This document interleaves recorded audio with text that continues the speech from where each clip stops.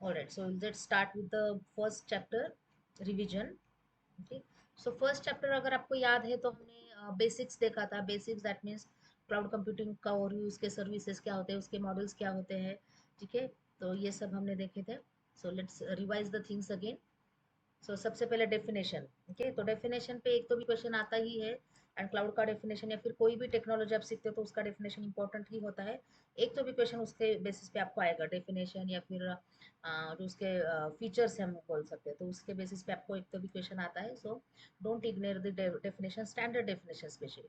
So cloud computing is the delivery of cloud computing services, we saw this. ठीक है, cloud computing मतलब जो भी हमने देखा है, सॉफ्टवेयर एज अ सर्विस कैसे वर्क होता है, प्लेटफॉर्म एज अ सर्विस कैसे वर्क होता है. तो ये सब जो वर्किंग होता है, so that we are doing using the single computer. जैसे मेरा अभी कंप्यूटर है और अभी आपका लेक्चर भी चल रहा है, that is also possible using cloud computing. जैसे हम गूगल का मीटिंग वगैरह रिकॉर्ड करते हैं, we don't have to record on our machine.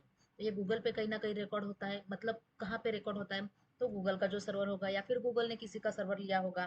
Google पे ऐसा नहीं है कि सर्वर लेता, खुद का ही सर्वर यूज करे, वो किसी और का सर्वर ले सकता है. जैसा गूगल है ऐसा आप भी मेल सर्विस दे सकते हैं. आपका खुद का भी सर्वर हो सकता है या फिर आप दूसरे का सर्वर ले सकते हो. So likewise you have to take the servers and वहाँ पे आप स्टोर कर सकते हो. So we are doing almost all the activities using our general machine with the help of cloud computing. तो जहाँ पे इंटरनेट सर्वर्स यूज होते हैं उसको हम बोलते हैं क्लाउड कंप्यूटिंग सर्विसेज. तो it is a delivery of computing services over the internet. तो ये इंटरनेट मतलब ही क्लाउड, लेकिन क्लाउड कंप्यूटिंग मतलब इंटरनेट कंप्यूटिंग ऐसा नहीं है. तो जो भी हम कंप्यूटिंग टास्क करते हैं that is possible using the cloud computing without without investing the money on single machines. ठीक है, या फिर आपको इंडिविजुअल मशीन परचेस करने की या फिर जो सर्विसेज हम देते हैं या फिर जो इंफ्रास्ट्रक्चर हम यूज करने वाले वो परचेस किए बिना हम ये सर्विसेज दे सकते हैं. It is in that simple way. ठीक है, तो क्लाउड कंप्यूटिंग के इसमें क्लाउड का मतलब जो है इंटरनेट है, that means internet servers we are using. तो ये सिंपल उसका मीनिंग है. तो यहाँ पे क्या क्या क्या इंक्लूड करते हैं, तो स्टोरेज लेते हैं. जैसे मैंने आपको एग्जांपल दिया, गूगल है, Google is taking the storage from their own premises और they can take the services from other. उनका खुद का भी हो सकता है, दूसरों का भी हो सकता है. प्रोसेसिंग पावर है, डेटाबेस वो खुद का यूज कर सकते हैं, किसी और का यूज कर सकते हैं. नेटवर्किंग के डिवाइसेस एंड सॉफ्टवेयर, सॉफ्टवेयर और हार्डवेयर कुछ भी ले सकते हैं. ठीक है, एनालिटिक्स मतलब सॉफ्टवेयर ले सकते हैं. सो ये सब हमें मिलता है जैसा हमें हमारा रिक्वायरमेंट है उसके हिसाब से हमें मिलता है. That is the definition. So cloud computing जो है रिसेंट टेक्नोलॉजी नहीं बोल सकते, ये टेक्नोलॉजी ऑलरेडी 2008 में आया है, अभी तो ये सैचुरेट हो गया है. तो ये छोटा सा डायग्राम है. देखिए, क्लाउड कंप्यूटिंग का मतलब है we are accessing the servers. Okay, indirectly smartphone है, सर्वर है, ये कहीं ना कहीं सब कंपोनेंट्स है.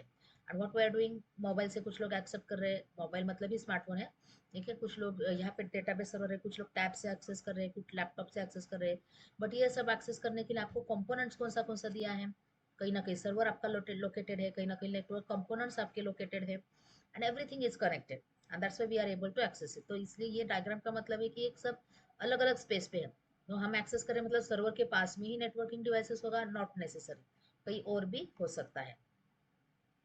So that is one diagram. ये दूसरा डायग्राम है वही है. ओके, यहाँ पे भी आप देख सकते हो कि इतने सारे उसके हार्डवेयर कंपोनेंट्स हैं that that is accessed by the end users. not only just this but also the softwares. ये तो हमारा जैसे एप्लीकेशन है मतलब सॉफ्टवेयर है, वर्चुअल डेस्कटॉप मतलब ये सॉफ्टवेयर है, सर्वर मतलब हार्डवेयर कंपोनेंट है, सॉफ्टवेयर प्लेटफॉर्म है, दिस डेटा है, कुछ भी हम एक्सेस कर सकते हैं यूजिंग द क्लाउड सर्वर्स. सो क्या क्या इसके कैरेक्टरिस्टिक्स हैं, तो on demand self service, that means जब चाहे तब हमें मिलता है. ओके, जैसे गूगल का एग्जांपल, जीमेल एग्जांपल अगर, तो अभी मुझे ओपन करना है कर सकते हैं, 10 मिनट बाद ओपन करना है कर सकते हैं, 1 महीने के बाद करना है कर सकते हैं. सो कंपल्सरी हमें नहीं है, जितना हम यूसेज करेंगे उतना ही हमें पे करना होता है. So on demand self service. Okay, compulsory रोज यूज करो ऐसा भी नहीं है. ब्रॉड नेटवर्क एक्सेस, कहीं पे भी आप यूज कर सकते हो, आपका जो सर्वर है कहीं पे भी लोकेटेड हो सकता है. जीमेल आप यहाँ से भी एक्सेस कर सकते हैं, दुनिया के किसी भी रीजन से आप उसको किसी भी कोने से उसको आप एक्सेस कर सकते हैं. रिसोर्स पुलिंग, रिसोर्स मतलब hardware software network components database data, every kind of resource. Okay, so it provides multi tenant models to serve multiple customers.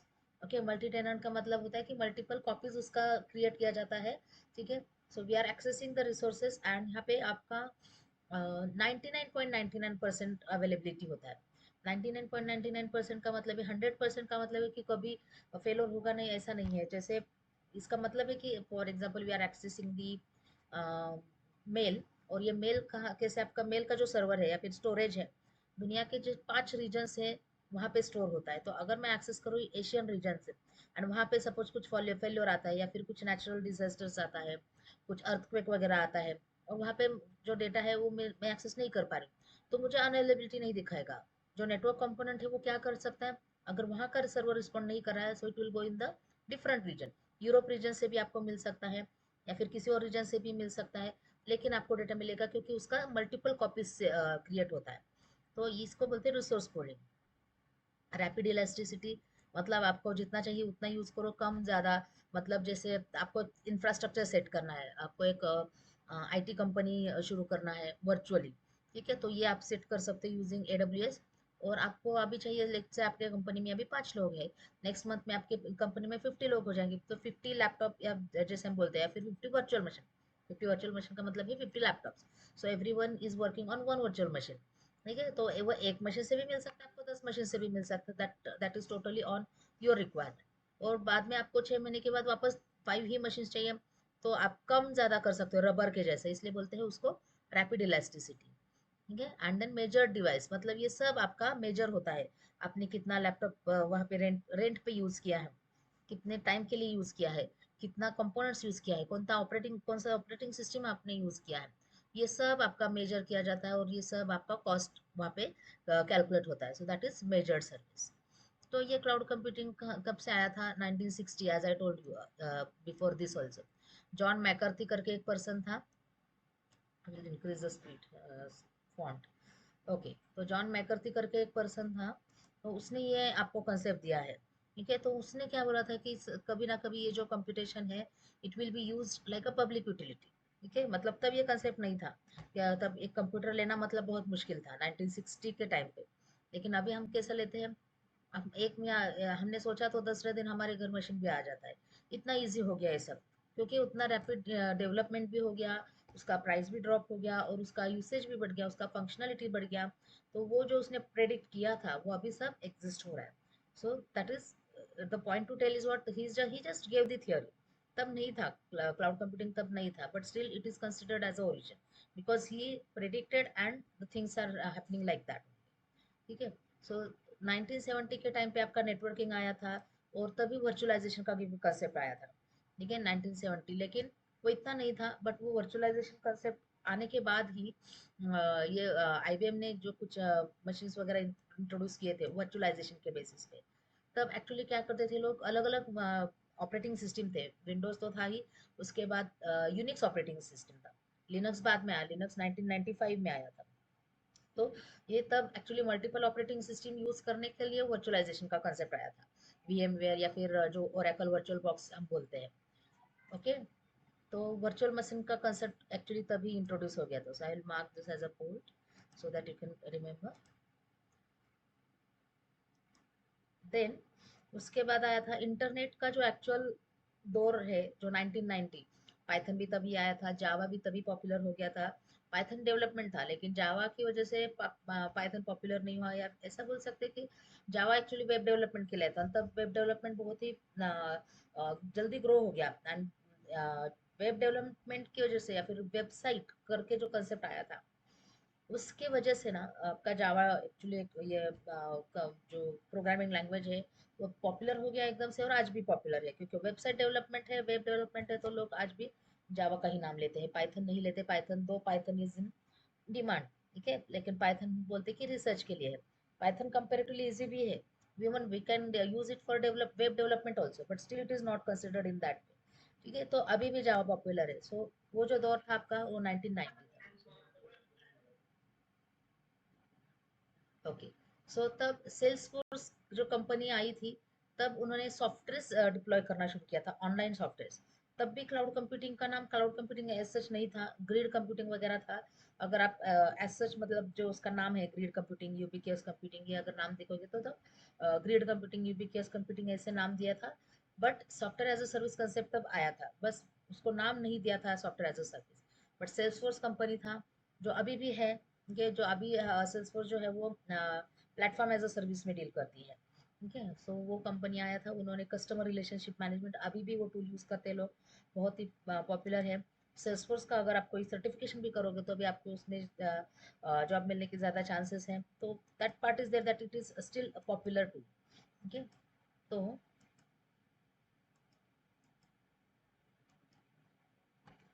So Salesforce एक कंपनी था। देन उसके बाद आया था अराउंड 2000, तो ये एडब्ल्यूएस कंपनी ने शुरू किया था। ठीक है, 2000 में शुरू किया था उन्होंने। एंड वो उसका जो प्रोजेक्ट है उसका क्या बोल सकते हैं, कमर्शलाइजेशन फिर या फिर जो हम बोलते हैं कि कस्टमर्स के लिए देना, उसके पहले उनका इंटरनल डेवलपमेंट था, but they started deploying this on for the customers. तो उन्होंने लॉन्च किया अमेजोन वेब सर्विसेज। तो अमेजोन वेब सर्विसेज पे हम क्या करते हैं, कोई मशीन हम क्रिएट कर सकते हैं। ठीक है, जैसे हमने वर्चुअल बॉक्स का एक प्रैक्टिकल देखा था, तो इसे हम यहाँ पे क्रिएट कर सकते हैं। एंड वहाँ पे इलास्टिक कंप्यूट जो है, EC2 बोलते हैं उसको, वहाँ पे हम मशीन क्रिएट कर सकते हैं, डिस्ट्रॉय कर सकते हैं, डिप्लॉय, उसमें हम कुछ एप्लीकेशन रन कर सकते हैं। तो उसको बोलते हैं ना, वो एक्चुअल क्लाउड कंप्यूटिंग है, वो शुरू हो गया था। एंड सिंपल स्टोरेज सर्विस उन्होंने शुरू किया था फॉर कंपनीज। तो अभी जो नेटफ्लिक्स वगैरह कंपनी है वो ये यूज़ करती है S3 to store their videos and the other things. ठीक है, उनका जो स्टफ है, एप्लीकेशन वगैरह, वो सब वहाँ पे वहाँ से मैनेज होता है, S3 database, no SQL database है वो। ठीक है, तो ये सब एक्चुअली था आपका अराउंड 2000। एंड 2010 मतलब 2006 में तो उन्होंने एक्चुअल डिप्लॉय किया था, तो 2010 चलो उसका मैच्योरिटी पीरियड बताया जाता है, बिकॉज तब तक लोगों को मालूम भी हो चुका था, और बहुत सारी कंपनीज ने यूज़ करना शुरू किया था, not at normal user level but at company level it started using. तो 2010 के टाइम पे क्लाउड क्लाउड क्लाउड सब लोग बोलते ही थे। सो क्लाउड कंप्यूटिंग है नया टेक्नोलॉजी, जैसे आज हम जनरेटिव AI बोलते हैं या फिर क्वांटम कंप्यूटिंग बोलते हैं। सो वो एक पीरियड था आपका। देन तो ये यही यहाँ पे मैंने शॉर्ट में लिखा है, so that you can remember this for MCQs and for short questions. तो 1960 the idea was given, 670 to 80 ये इंटरनेट का था, लेकिन फिर भी हम बोलते हैं क्योंकि वर्चुअलाइजेशन टेक्नोलॉजी आया था, और virtualization is the best technology for cloud computing. And 1990 के टाइम पे आपका इंटरनेट डेवलप हो गया था, और सेल्सफोर्स कंपनी तब फॉर्म में आया था। एंड उसके बाद AWS आया था आपका 2006 में। देन 2000 में आपका आया था 2000, एक्चुअली लेट 2000 लिखा है, तो पहले तो AWS आया था, उसके बाद गूगल, फिर माइक्रोसॉफ्ट, ये सब कंपनीज ने भी उधर लीड किया। और now you can C Google का भी है, GCP है, माइक्रोसॉफ्ट का भी क्लाउड का प्लेटफॉर्म है। ठीक है, सो माइक्रोसॉफ्ट का भी उनका क्लाउड का प्लेटफॉर्म है, दैट इज एज्योर। सो ये सब क्लाउड के प्लेटफॉर्म है जो अभी पॉपुलर हो रहे हैं। सबसे पहले तो AWS ने एंटर किया था, but yes this companies are also in now is it is leading company. So top most अगर किसी ने आपको नाम बोले तो सबसे पहले आपको बोलना है AWS, देन आपको बोलना है माइक्रोसॉफ्ट नाउ डेज, क्योंकि उसके पहले गूगल था, बट गूगल ने अभी थोड़ा सा एनालिटिक्स पे दिया है फोकस, तो अभी माइक्रोसॉफ्ट है सेकंड पोजीशन पे, एंड थर्ड इज द और गूगल। उसके बाद है ओरेकल है, IBM है। तो ऐसे टॉप मोस्ट 10 जो मैंने आपको ऑलरेडी एक नोट्स में लिखा है, I I will share the notes today. ठीक है, सो ये आप थोड़ा थोड़ा याद रखो MCQs के लिए, अगर MCQs आने वाला है तो मैंने ये आपको ये सर्विसेज बताया था कि platform as a service, then software as a service है, then infrastructure as a service है। तो सेल्सफोर्स जो है वो अभी प्लेटफॉर्म एज अ सर्विस है, but they started the development as a software as a service first. उन्होंने पहले कुछ एप्लीकेशंस डिप्लॉय किए थे और यूजर्स को डायरेक्टली दिए थे। सो वो ये एग्जांपल लेके आपको समझ में आएगा कि सॉफ्टवेयर एग्जांपल्स, सॉफ्टवेयर में हमें सिर्फ सॉफ्टवेयर दिया जाता है, we don't have to manage anything. जैसे जीमेल है, और जीमेल यूज करके हम क्या कर सकते हैं, online Word, online Excel, online PowerPoint, मतलब उसको क्योंकि ये वर्ड एक्सेल पावर पॉइंट तो माइक्रोसॉफ्ट का नाम है, तो वहाँ पे उन्होंने नाम क्या दिया है, शीट नाम दिया है, गूगल शीट है। देन वर्ड प्रोसेसर है, गूगल वर्ड प्रोसेसर है, या फिर हम बोल सकते हैं गूगल स्प्रेडशीट है, एक्सेल के लिए स्प्रेडशीट बोलते हैं वो। तो गूगल प्रेजेंटेशन है, प्रेजेंटेशन बोलते हैं उसको। तो ये सब टर्म्स यूज किया है, बट वही कंसेप्ट है जो वर्ड एक्सेल पावर पॉइंट है, बट वो अभी हम ऑनलाइन यूज करते हैं। सो जैसे यहाँ पे एग्जांपल दिया है कार की, इसमें कार फाइनेंस वगैरह सब मैनेज करते हो। फ्यूल मतलब आपका जो स्टोरेज है वो मैनेज हो जाता है। जब इंफ्रास्ट्रक्चर देते हो तो हमें सिर्फ कार फाइनेंस ये सब जो है वो, और क्या बोल सकते हैं, मैनेज बाय सर्विस प्रोवाइडर, आपको ये सब दिया जाता है। एंड ये जो है this is manage by the customer. अब सपोज जैसे गूगल का सर्विस हम लेते हैं, हमें क्या देखना पड़ता है, मेरा डेटा क्या है, ठीक है, मेरा डेटा क्या है इतना ही मुझे देखना पड़ता है, बट वो स्टोरेज स्टोर कैसे करना है, कहाँ पे करता है, कौन से फोल्डर में करता है, we don't have to bother about that, then that will be managed by the provider. See this green colour, okay. तो यही डायग्राम है, नीचे थोड़ा सा पिज्जा का एक एग्जांपल लेके बताया। नाउ सी दिस, ठीक है, एप्लीकेशन है, मतलब गूगल का स्प्रेडशीट है, वर्ड है, देन आपका प्रेजेंटेशन, ये सब हम मैनेज नहीं करते हैं। Networking storage, we don't have to see कौन सा सर्वर है, कौन सा वर्चुअलाइजेशन है, कुछ भी मैनेज नहीं करना पड़ता है, so it is managed by the vendor. And platform as a service, अगर आपने सेल्सफोर्स का नाम सुना है अभी, तो गूगल क्लाउड प्लेटफॉर्म भी है, जीसीपी। तो वहाँ पे भी हमें क्या करना पड़ता है, एप्लीकेशन डिप्लॉय करना है, मतलब हमें लिखना पड़ता है कि आपको जावा यूज करना है, पाइथन यूज करना है, आर यूज करना है, पीएचपी यूज करना है, और कहाँ पे कैसे यूज करना है, बट उसका जो बैकग्राउंड है, मतलब हमें इंस्टॉल करने की जरूरत नहीं है। That means run time we don't have to manage उसका, और डेटाबेस का connectivity we don't have to bother, that means middleware is also managed by the vendor.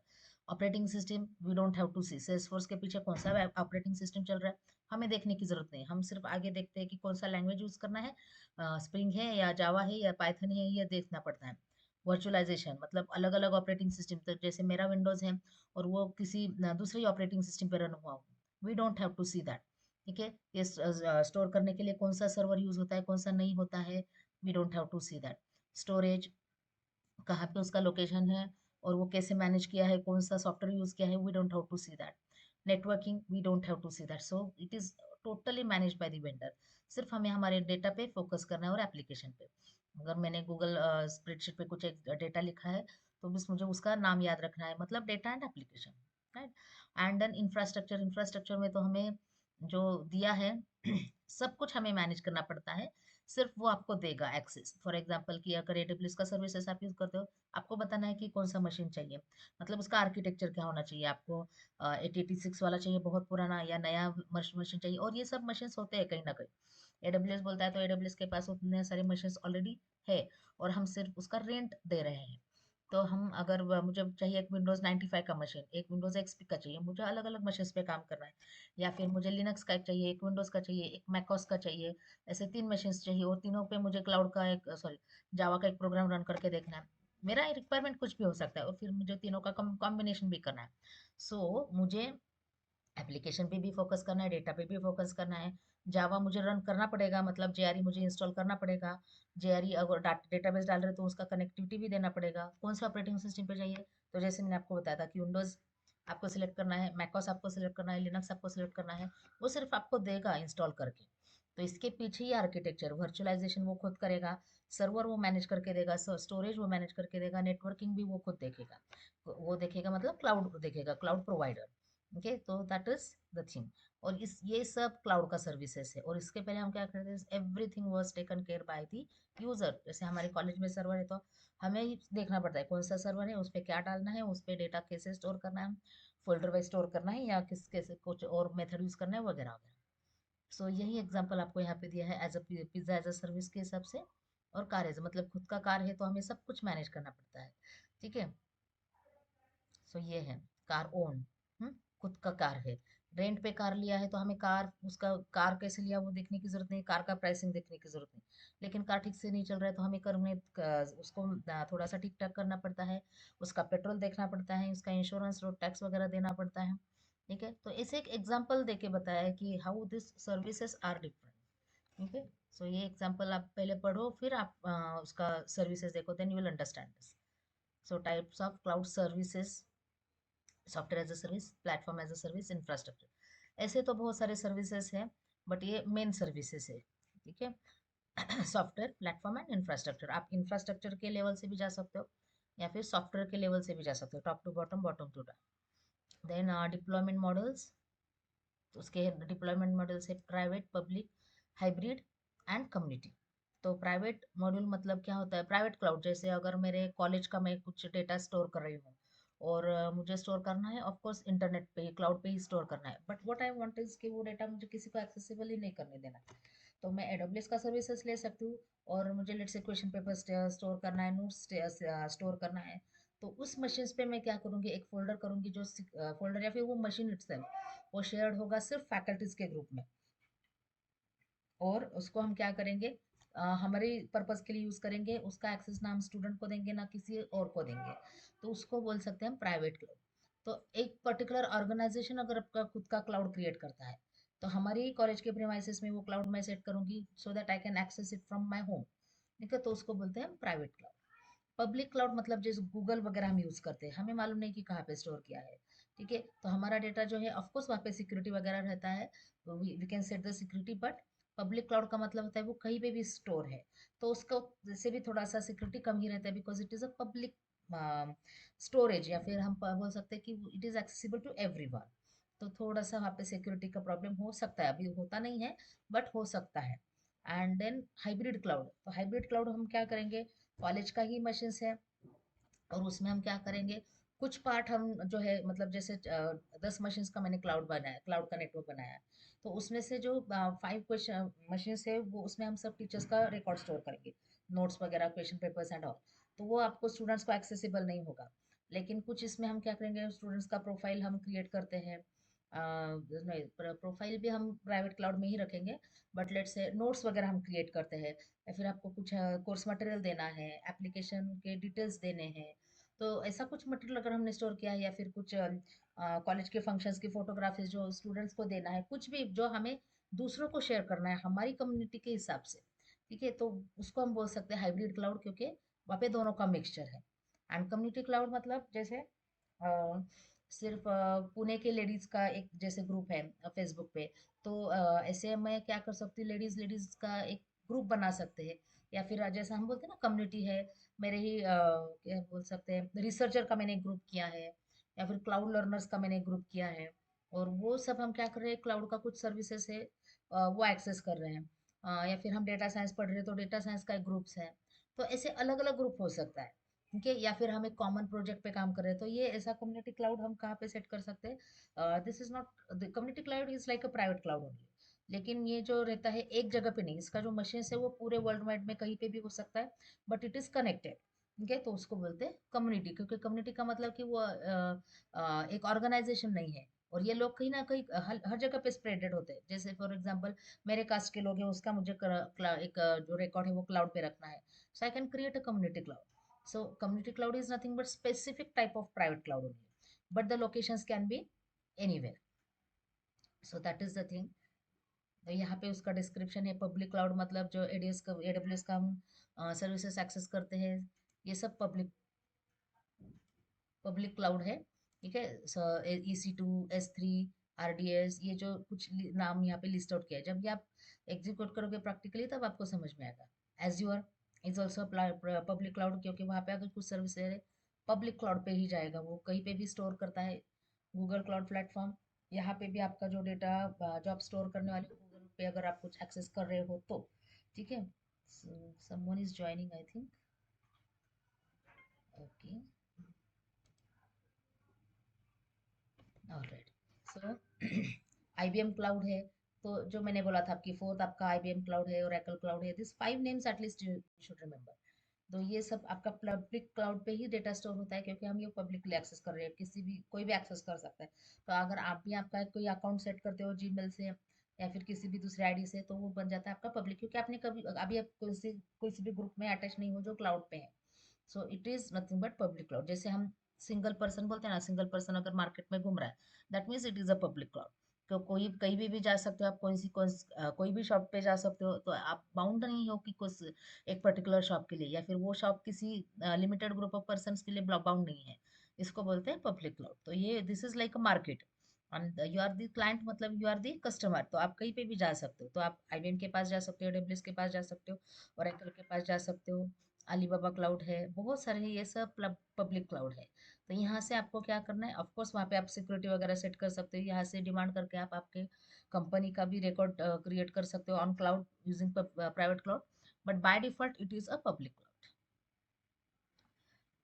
तो प्राइवेट क्लाउड में क्या होता है, जैसे प्राइवेट क्लाउड मतलब मेरे कॉलेज के प्रीमाइसेस में मैं कोई सर्वर स्टोर कर रही हूँ, अब प्रॉब्लम ये हो रहा है कि मुझे घर से भी वो एक्सेस करना है, ठीक है, और सारी टीचर्स को एक्सेस करना है, क्योंकि उधर तो हमारा काम कंप्लीट नहीं होता है, तो हम क्या करेंगे, घर से उसको एक्सेस कर रहे हैं, मतलब हम क्लाउड कंप्यूटिंग यूज करें, but that access is not given to the students, that access is not given to the non teaching staff, that access is not given to other person, सिर्फ college के faculty को दिया है, that means it is a private cloud.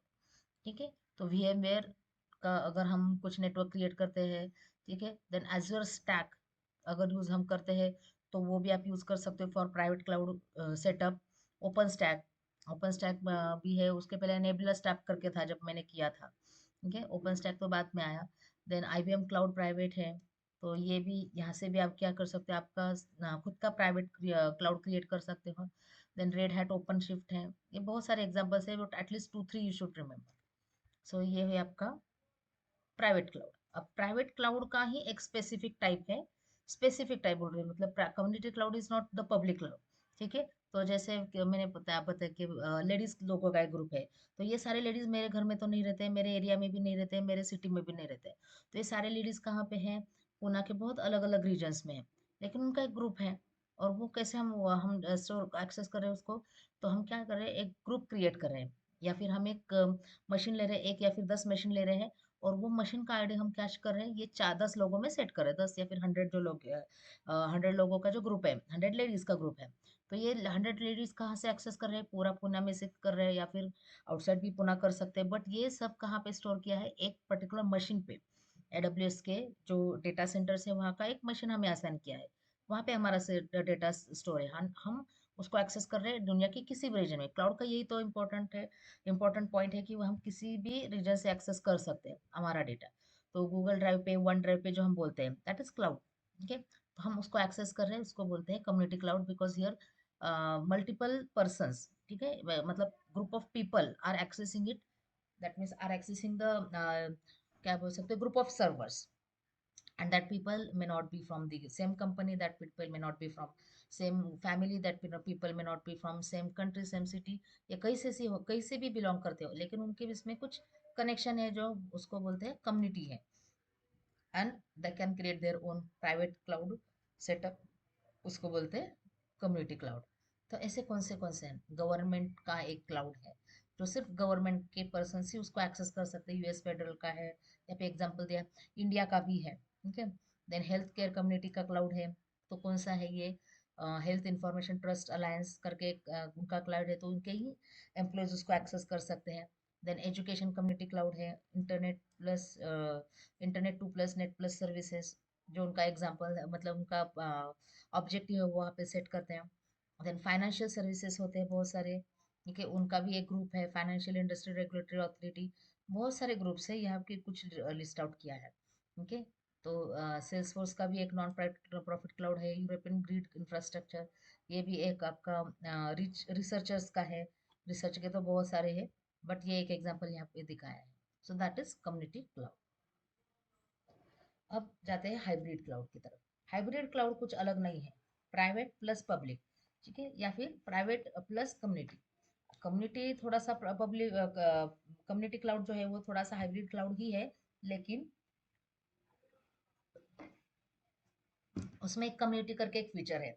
जैसे मैंने बताया कि मेरे कास्ट के लोग का एक कम्युनिटी हो सकता है, रिसर्चर का हो सकता है, किसी कंपनी का, जो अलग अलग दुनिया के अलग अलग कोने से एक्सेस कर सकते हैं, वो है, लेडीज का ग्रुप्स है, ऐसे कोई भी ग्रुप हो सकता है, क्लाउड लर्नर्स का ग्रुप है, पाइथन लर्नर्स का ग्रुप हो सकता है, डेटा साइंस ग्रुप हो सकता है, मतलब वो अलग अलग ऑर्गेनाइजेशन है। जैसे क्लाउड लर्नर्स है, तो यहाँ पे कुछ फैकल्टीज भी आ सकते हैं, और कुछ स्टूडेंट्स भी हो सकते हैं, कुछ तो घर बैठे बैठे भी कर रहे होंगे, 9th और 10th के स्टूडेंट्स भी हो सकते हैं, तो उसको बोलते हैं community cloud. On the contrary of this hybrid cloud क्या होता है, जहाँ पे प्राइवेट क्लाउड का भी थोड़ा सा फंक्शनैलिटी है, एंड पब्लिक क्लाउड का भी है। तो मैंने आपको जो एग्जांपल दिया था कि कॉलेज का ही सेटअप है, तो उसमें हम टीचर भी एक्सेस कर रहे हैं, और स्टूडेंट्स भी एक्सेस कर रहे हैं, लेकिन स्टूडेंट्स को क्या किया हमने, पूरा जो नेटवर्क है उसमें से कुछ ही मशीन्स दिया है, और कुछ मशीन्स हम एक्सेस कर रहे हैं एज अ प्राइवेट मशीन्स, तो वो सिर्फ टीचर्स को एक्सेसिबल है, एंड जो कुछ पब्लिक मशीन्स है वो सिर्फ स्टूडेंट्स को एक्सेसिबल है, उसको बोलते हैं हाइब्रिड क्लाउड, ठीक है। तो ऐसा कौन सा है, ऐसा कैसा नेटवर्क सेट कर सकते हैं, अगर मुझे मेरी कंपनी के लिए, कॉलेज के लिए सेट करना होगा, तो मैं वो कैसे सेट कर सकती हूँ, yes we can do that using Azure, Azure में है। देन AWS पे भी है, आउटपोस्ट करके जो सर्विस है उससे हम ये कर सकते हैं। गूगल एंथोस करके सर्विस है, उससे भी हम ये कर सकते हैं। आईबीएम है, मतलब हमें पे दोनों का हब चाहिए इसलिए। ठीक है, cloud park for data. Then VMware का क्लाउड है ऑन AWS। AWS के इसमें अलग अलग जो सर्विसेज है उसमें VMware क्लाउड करके है। सो दोनों का मर्जिंग है वहाँ पे। देन ओरेकल का क्लाउड इंफ्रास्ट्रक्चर है। देन HP है, सिस्को है। So this are the few companies who are offering the hybrid cloud platform. So this is the ideal platform for the student and teacher, और किसी भी जो company है वहाँ पे अगर उनको अलग अलग टाइप का यूजर्स है, मतलब सिर्फ उनके स्टाफ नहीं, तो हमें उनके उनको क्या बोलते हैं, जो दूसरे स्टेक होल्डर्स है, जो दूसरे एंटिटीज है, उनको भी एक्सेस देना है। कुछ कस्टमर्स को एक्सेस देना है, कुछ सप्लायर्स को एक्सेस देना है। सो अदर देन स्टाफ, तो वहाँ पे रोल डिफाइन करके वो दे सकते हैं। ओके, सो उसको बोलते हैं हाइब्रिड क्लाउड या फिर हाइब्रिड क्लाउड मॉडल। ठीक है, so that are the three types of models. समझ में आ रहा है आप सबको? यस। हेलो। यस। ओके, तो थोड़ा सा फास्ट ही देख रहे हैं क्योंकि रिवीजन है, बट आप प्रीवियस वाले लेक्चर्स भी देख लो, उसका भी मैं वीडियोस अपलोड करती हूँ, तो मैंने किया नहीं था। So today I will upload that. Then उसके बाद है क्लाउड कंपोनेंट्स। क्लाउड में हम जब बोलते हैं कि ये इतना सारा सर्विसेज है, तो क्या क्या एलिमेंट्स है? तो सबसे पहले होता है आपका डेटा सेंटर। जो इंफ्रास्ट्रक्चर हम बोलते हैं ना, वो देने का काम सिर्फ डेटा सेंटर करता है। तो बहुत सारी कंपनीज में आपने देखा होगा कि आईटी कंपनी जैसा दिखता है, पूरा बिल्डिंग वगैरह होता है, और वहाँ पे अंदर सिर्फ सर्वर्स होते हैं। सर्वर्स मैनेज करने के लिए लोग भी नहीं रहते, ज़्यादा लोगों की ज़रूरत नहीं होती है, क्योंकि वो सिर्फ सर्वर्स है। उनको मैनेज करने के लिए जो लोग होते हैं उनका सिटिंग प्लेस कहीं और अलग होता है, सॉफ्टवेयर डेवलपर्स वगैरह हम जो बोलते हैं। बट डेटा सेंटर जहाँ पे, वहाँ पे उनका प्लेस नहीं होता है, सिर्फ सर्वर्स होता है, या फिर सर्वर है और दूसरे बिल्डिंग में उनका डेवलपमेंट सेंटर भी हो सकता है। सो इंफ्रास्ट्रक्चर सर्वर्स को बोलते हैं डेटा सेंटर। उसके अंदर क्या है, सर्वर्स है। ये सर्वर के अंदर, सर्वर, एक सर्वर के ऊपर हम 10 या फिर 100 या फिर कितना भी वर्चुअल मशीन क्रिएट कर सकते हैं। ये सर्वर जो है उसके अंदर सीपीयूज है, जीपीयूज है, क्योंकि उतने सारे रिक्वेस्ट उनको हैंडल करने पड़ते हैं, उतना सारा वर्चुअल मशीन क्रिएट करना पड़ता है। देन स्टोरेज डिवाइसेस है, जो ब्लॉक स्टोरेज या फिर फाइल स्टोरेज यूज करके सर्वर, मतलब आपका हार्ड, जैसे हमारी मशीन में हार्ड डिस्क है, ठीक है, सीपीयू भी है और हार्ड डिस्क भी है। हार्ड डिस्क नहीं तो स्टोर नहीं कर सकते, जीमेल का डेटा हम स्टोर करते, कहीं ना कहीं तो उनको मशीन लगता ही होगा। तो स्टोरेज सर्विसेज है। नेटवर्किंग कंपोनेंट्स, बिकॉज अगर मैं मेरा मेल एक्सेस करूँ मेरे मशीन से, और उसका सर्वर जो है वो कहीं यूके में है, तो भी मैं उसका एक्सेस कर सकती हूँ। दूसरा सर्वर उसका यूएस में है, still I can access it. वो पॉसिबल होता है, आपका नेटवर्किंग कंपोनेंट्स है। ठीक है। एंड ऐसा कौन सा कंपनी है जो इंफ्रास्ट्रक्चर देती है, वो तो हमने अभी देखा actually, but AWS is the leading company. Second आता है platform as a service. Platform as a service हम जब करते हैं, सपोज मैं मेरे मशीन से सेल्सफोर्स ओपन कर रही हूँ, तो सेल्सफोर्स ने क्या किया है, कहीं ना कहीं उनका इंफ्रास्ट्रक्चर ले लिया है ऑलरेडी, और उन्होंने ऑलरेडी वो जो रन टाइम है, जावा, PHP, आर, या फिर जो भी उनका लैंग्वेज है, ऑलरेडी वहाँ पे एक इंस्टॉल करके रखा है। हमें इंस्टॉलेशन की ज़रूरत नहीं है, मतलब इंस्टॉलेशन करने की ज़रूरत नहीं है। ठीक है, वी कैन डायरेक्टली एक्सेस, मतलब ब्राउजर थ्रू हम जब हम बोलेंगे कि मुझे ये ड्रैग एंड ड्रॉप करना है, इसका कोड लिखना है, आप ड्रैग एंड ड्रॉप करो, कोड लिखो और एग्जीक्यूट करो। इतना सिंपल होता है। We don't have to bother about the ID, we don't have to bother about the क्या क्या बोलते हैं उसका, JR, उसका कंपाइलर, उसका एडिटर। ये सब अपने आप को मिलता, हमें मिलता है by platform as a service provider. ठीक है। So application hosting, development tools, ये सब हमें दिया जाता है। सॉफ्टवेयर एज अ सर्विस में तो हमें कुछ भी देना दिया नहीं पड़ता है, everything is manage by the provider. तो उनके पास क्या होता है, एप्लीकेशन जो ऑलरेडी डेवलप्ड है। ओके, वो भी ऑफ कोर्स इंटर्न कहीं कहीं ना कहीं इंफ्रास्ट्रक्चर पे उन्होंने लिया होगा, स्टोर किया होगा, but we don't have to bother about that. ये सब मैनेज करते हैं प्रोवाइडर। ठीक है, लेकिन वो मैनेज करना पड़ता है उनको, सो it is manage by there persons. तो उसके लिए मैनेजमेंट, सिक्योरिटी, कंप्लायंस वगैरह जो टर्म्स है वो यूज करके उसको मैनेज करता है।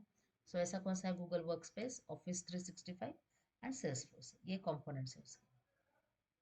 तो कोई भी कंपोनेंट होता है ना कभी कंप्यूटराइज सिस्टम में, तो उसका मतलब होता है कि हार्डवेयर या फिर सॉफ्टवेयर ही है। तो कौन सा हार्डवेयर लगने वाला है और सॉफ्टवेयर कौन सा लगने वाला है टू एक्सेस इट। ठीक है, जब फंक्शन एज अ सर्विस आता है सर्वरलेस कंप्यूटिंग केस में, आपका डायरेक्टली रन हो जाता है। ठीक है, जैसे फॉर एग्जांपल कैलकुलेटर है, ऑनलाइन कैलकुलेटर्स वगैरह, मतलब छोटा एग्जांपल बता रही हूँ। तो वहाँ पे आप कितना भी बड़ा एक्सप्रेशन दोगे तो वो वहाँ पे इनवैलिड होता है। कोई सेपरेट उसका ऐप वगैरह डाउनलोड करने की जरूरत नहीं, ब्राउजर थ्रू ही आप कर सकते हो। सिंपल एग्जांपल बता रही हूँ मैं। ठीक है, या फिर गूगल एनालिटिक्स में जाओगे तो आप सिर्फ डेटा अपलोड करोगे तो आपको एनालिसिस मिलेगा। So function as a service बोलते हैं उसको। ठीक है, तो हमारा को चाहे कुछ भी हो, लेकिन डेटा कुछ भी हो, उसका जो रिस्पेक्टिव प्लेटफॉर्म है वो तो रन करना पड़ेगा बैकग्राउंड में। So code run in response to the events, automatically scales with the demand. ठीक है, तो फंक्शन एज अ सर्विस मतलब सॉफ्टवेयर एज अ सर्विस का ही पार्ट है, लेकिन ऐसे यहाँ पे ऐप कोई नहीं है, हमें डाउनलोड करने की जरूरत नहीं, ना ही हमें कुछ प्रॉपर इंफ्रास्ट्रक्चर वगैरह मिलता है। तो यहाँ पे कुछ कैलकुलेशन करने के लिए, कुछ साइंटिफिक लेवल का कैलकुलेशन वगैरह करने के लिए ये वाला सर्विस डेवलप हो गया है। दे स्टोरेज सर्विसेज है, हम स्टोर करते हैं। तो जैसे नेटफ्लिक्स का मैंने एग्जांपल दिया, नेटफ्लिक्स स्टोर करता है एडब्ल्यूएस के S3 पे। हाँ, अनस्ट्रक्चर्ड डेटा, क्योंकि वीडियो है, वीडियो मतलब अनस्ट्रक्चर्ड डेटा है। ठीक है, फॉर स्ट्रक्चर्ड डेटा एडब्ल्यूएस का EBS टेक्नोलॉजी, EBS है, वो भी फ्री है, कुछ पॉइंट्स तक वो फ्री है। मतलब वहाँ पे आप जैसे पोस्टग्रेसक्यूएल वगैरह है, वहाँ जैसा डेटा है ना, वहाँ पर कॉलम वाइज डेटा है। जैसे एक्सेल में हम फाइल देखते हैं टैबुलर डेटा, वो आप वहाँ पे स्टोर कर सकते हैं। तो वो सब स्टोर करने के लिए होता है आपका ब्लॉक स्टोरेज। इमेजेस वगैरह स्टोर करना है, ऑडियो स्टोर करना है, वीडियो स्टोर करना है, तो आप उसको बोलते हैं ऑब्जेक्ट स्टोरेज, उसका टेक्नोलॉजी है। एंड फाइल्स, जब हम जैसे ये मेरा फाइल है module 1 notes, module 2 notes, Google drive पे जो हम करते हैं तो वो आता है आपका फाइल स्टोरेज में। ओके, देन नेटवर्किंग सर्विसेज है, नेटवर्किंग के कंपोनेंट्स है। ये सब आपको डायरेक्टली नहीं मिलेगा सर्वर, जैसे मैंने बताया कि वहाँ पे नेटवर्किंग कंपोनेंट्स है, but not only at data centre level जहाँ से हम एक्सेस करें, तो उसके इंटरमीडिएट पॉइंट्स होते हैं। तो जैसे मेरा पहला ये घर है, मेरे घर से मैं एक्सेस कर रही हूँ, तो ये पुणे सिटी का या फिर मेरे विलेज का, यहाँ पे कहीं ना कहीं क्लाउडलेट होता है। तो वो क्लाउडलेट मतलब क्या है, छोटा सा क्लाउड है, छोटा सा मिनी डेटा सेंटर है। तो वहाँ पे आपके क्लाउड के नेटवर्क्स है, सॉरी क्लाउड के डिवाइसेस है, virtual network, load balancer, DNS service, ये सब वहाँ पे इंस्टॉल्ड है। And we are accessing that, so that is also one of the component. Database services है, तो ये सॉफ्टवेयर भी उसके कंपोनेंट है। रिलेशनल है, कभी हमें रिलेशनल लगता है, जैसे गूगल क्लाउड एसक्यूएल, मतलब मुझे एम्प्लॉय का डेटा स्टोर करना है, आप ये वाले सर्विसेज यूज कर सकते हो, ऑनलाइन है, आपको इंस्टॉल करने की जरूरत नहीं। अमेजोन RDS हो या फिर गूगल का क्लाउड एसक्यूएल हो। लेकिन हमें object store wise data store करना है, इमेजेस है, ऑडियो है, वीडियो है, या फिर मिक्स टाइप ऑफ डेटा है, PDF स्टोर करना है, वर्ड फाइल स्टोर करना है, तो उसको बोलते हैं नो एसक्यूएल डेटाबेसेस। ठीक है, तो मिक्स काइंड ऑफ डेटा है, जिप फाइल्स है, कुछ भी डेटा, गूगल शीट्स है या और कुछ भी है, मिक्स टाइप ऑफ डेटा है, तो उसको बोलते हैं no SQL databases. Data warehouses, so जैसे अमेजोन का वगैरह है, Amazon that means Amazon e-commerce वाले, उनका खुद का वेयर हाउस है। ऐसा डेटा का भी वेयर हाउस होता है। डेटा भी स्टोर करने के लिए मुझे क्या करना पड़ता है, डेटा सेंटर में एक लोकेशन होता है जिसको हम डेटा वेयर हाउस बोलते हैं, वहाँ पे हम ये स्टोर करते हैं। एंड ये सब मैनेजमेंट मैन करने के लिए रिसोर्स मैनेजमेंट टूल्स होते हैं, मॉनिटरिंग टूल्स होते हैं कि अभी क्या चल रहा है, कौन सा यूज हो रहा है, कौन सा नहीं, तो उसका एनालिसिस होते रहता है बार बार। तो AWS का क्लाउड वॉच करके सर्विस यूज करोगे, तो आपका भी क्लाउड जो क्लाउड का सॉफ्टवेयर है उसको आपको मॉनिटर आप कर सकते हो। एज्योर का भी है, एज्योर मॉनिटर करके टूल है। ठीक है, तो वो अगर आपने लर्न किया तो वो आपके सॉफ्टवेयर को आप उसका सिक्योरिटी दे सकते हो। ठीक है, then security and identity services. Okay, so यहाँ पे सिक्योरिटी सर्विसेज देने के लिए भी कुछ कंपोनेंट्स हैं। देन कंटेंट डिलीवरी नेटवर्क, मतलब ये सब यूट्यूब का वगैरह जो कंटेंट है, ये स्टोर करने के लिए स्पेशल सॉफ्टवेयर्स होते हैं, उसको बोलते हैं कंटेंट डिलीवरी नेटवर्क। वो नॉर्मल सर्वर्स या फिर नॉर्मल सॉफ्टवेयर्स नहीं होता है वहाँ पे, तो उसको बोलते हैं कंटेंट डिलीवरी नेटवर्क। कैसे उसको एक्सेस करना है, कितना फास्ट होना चाहिए, क्योंकि हम कोई भी वीडियो कितना भी बड़ा हो, तो अगर हम एक क्वेरी डालेंगे यूट्यूब में तो मिल जाता है। तो क्यों मिलता है, क्योंकि उसका सेपरेट मैनेज होता है, कंटेंट डिलीवरी नेटवर्क बोलते हैं उस कंसेप्ट को। Okay, so this are the few components of it. Then essential features जो हमने ऊपर देखे थे वही थोड़ा सा यहाँ पे डिटेल में लिखा है। ऑन डिमांड सेल्फ सर्विस, ठीक है, जब चाहिए तब मिलता है। रिसोर्स पुलिंग, कुछ भी हमें मिलता है, मल्टी टेनेंट आर्किटेक्चर है, we always get the data. Then broad network access, मतलब हम कहीं से भी, दुनिया की कई रीजन से भी हम एक्सेस कर सकते हैं। देन रैपिड इलेस्टिसिटी है, मल्टी टेनेंसी, जो ऊपर देखे थे, स्केलेबिलिटी, कम ज़्यादा आप ले सकते हो। आज मैंने 5 कंप्यूटर का रिक्वायरमेंट किया तो 5 के लिए ही पे करो, 1 घंटे के लिए यूज़ किया तो 1 घंटे के लिए ही पे करो। तो उसको बोलते हैं स्केलेबिलिटी एंड फ्लेक्सिबिलिटी, जितना चाहिए उतना यूज़ करो। फ्लेक्सिबिलिटी मतलब तो 5 मिनट्स के लिए यूज़ किया तो उतना ही पे करना होता है। स्केलेबिलिटी मतलब अगर आपको 5 मशीन्स हैं, स्केलेबल मतलब always it is in terms of size, flexibility it is always in terms of time, ऐसा इसका मतलब है। तो जैसे हम कोई भी रूम लेते हैं और उसका रेंट अगर 3000 है, तो हमें वो 3000 जो रेंट रहता है वो पूरे महीने के लिए होता है। ठीक है, प्लस जितना रूम है, मतलब वो अगर आपका 3 रूम वाला फ्लैट है तो उतना कंपल्सरी लेना पड़ता है, लेकिन आपको उतना रहना ही नहीं है। और आपको जो है रोज 2 घंटे का ही टाइम चाहिए, क्योंकि बाकी के दिन तो आप कॉलेज में जाओगे या फिर जॉब को जाओगे।